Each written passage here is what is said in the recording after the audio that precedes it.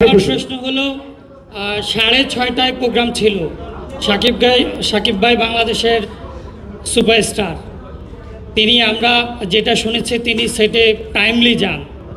আজকে যে প্রোগ্রাম, আমি কয়েকটি প্রোগ্রামে গেছি, আমার সৌভাগ্য হয়েছে বিনোদন বিটে কাজ করার ক্ষেত্রে আপনার প্রোগ্রামগুলোতে যাওয়াতে। তো আমি দেখি প্রত্যেকটা প্রোগ্রামে 2 থেকে 2.5 ঘন্টা দেরি করে আসেন। এতে করে আমাদের পরবর্তী প্রজন্ম, আপনার মতো একজন সুপারস্টার যদি সংবাদকর্মীদের এতক্ষণ বসিয়ে রাখেন, এর পরবর্তী প্রজন্ম আসলে কতক্ষণ আপনার কাছ থেকে কি শিখবে, তাদেরকে কতক্ষণ বসিয়ে রাখবে?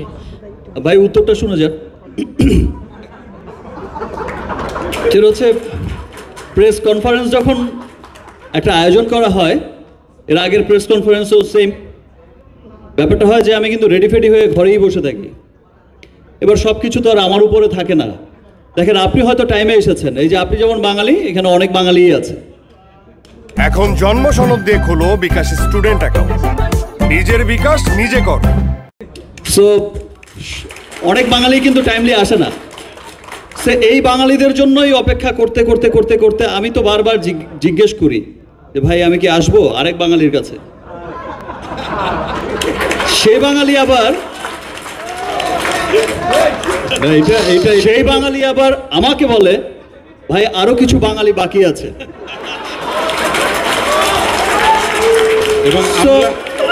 দেখেন, এটা যদি আপনি যেটা বললেন যে বাঙালিদের অভ্যাস, এটা যদি হয় তাহলে কিন্তু আপনার ঘরেও পড়বে, আমার ঘরেও পড়বে ভাই।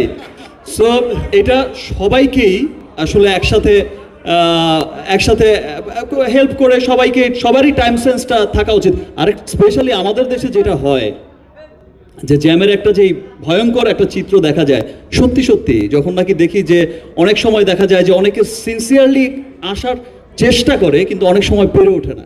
সেটা এই বাংলাও যেমন, ও বাংলাও তেমন, পৃথিবী জোড়াই এখন কেমন কেমন হয়ে গেছে। এখন জন্ম সনদ দিয়ে খোলো বিকাশ স্টুডেন্ট অ্যাকাউন্ট, নিজের বিকাশ নিজে কর। এনিওয়ে, যাই হোক, এটা আমাদের বাঙালিদের দোষ না। তবে এখন খুব ভালো লাগছে যে প্রথমে তো খুব সিরিয়াস, আমি সামনে বসে ভেবেছিলাম যে কি ব্যাপার, এত তুফান হচ্ছে কেন? ভাই ছবির নামই তো তুফান, তুফান তো তুফানই হবে। আচ্ছা, বাট এখন খুব ভালো লাগছে, এখন মনে হচ্ছে ইয়েস, এটা হচ্ছে সিনেমারই প্রোগ্রাম। এ সুন্দর কথা হচ্ছে, হাসাহাসি হচ্ছে, এনজয় হচ্ছে। থ্যাংক ইউ, এভাবেই আমাদের চলতে থাকবে, আমরা একসাথে কাঁধে কাঁধ মিলিয়ে। বাট আমি আবারও বলছি, কোনো কালো ছায়া কারো কখনো, শুধু আজ না, ইন ফিউচারেও কোনো কালো ছায়ার কথা না শুনে, কোনো রকম কোনো আজে বাজে মানুষের প্ররোচনায় না পড়ে ভালো বাংলা সিনেমাকে আমরা সকলেই সাপোর্ট করব। ভালো বাংলা সিনেমাকে আমরা পৃথিবীময় ছড়িয়ে দেব। Thank you. সময় পৃথিবীর সবচেয়ে দামি জিনিস। আপনি যেই মোমেন্টে আমাকে প্রশ্নটা করেছেন, সেই মোমেন্টটা, সেই ক্ষণটা, সেই সেকেন্ডটা আর কোনো দিন জীবনে পাবো না, যতই চেষ্টা করো। So that is the most precious, time is the most precious thing on earth. আর এটা বাঙালি অবাঙালি বলে নয়, আমি বাইরেও কাজ করেছি, কেউ ইচ্ছে করে লেট করে না আমার মনে হয়। আর একজনকে নিয়ে তো ফিল্ম হয় না, একজনকে নিয়ে একটা প্রেসকন হয় না, একজনকে নিয়ে একটা শুটিং হয় না।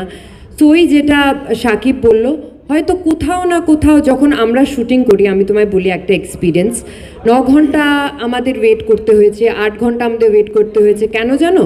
দোষটা কিন্তু আমার না, ডিরেক্টরের না, কোথায় কোনো একটা লাইটের ফল্ট হয়ে গেছে। তাই জন্য কি কাউকে দোষারোপ করা যায় ভাই? যায় না তো। সো এটাই হলো ব্যাপার, সবাইকে মিলে একসাথে বাংলা ছবিকে এগিয়ে নিয়ে যেতে হবে।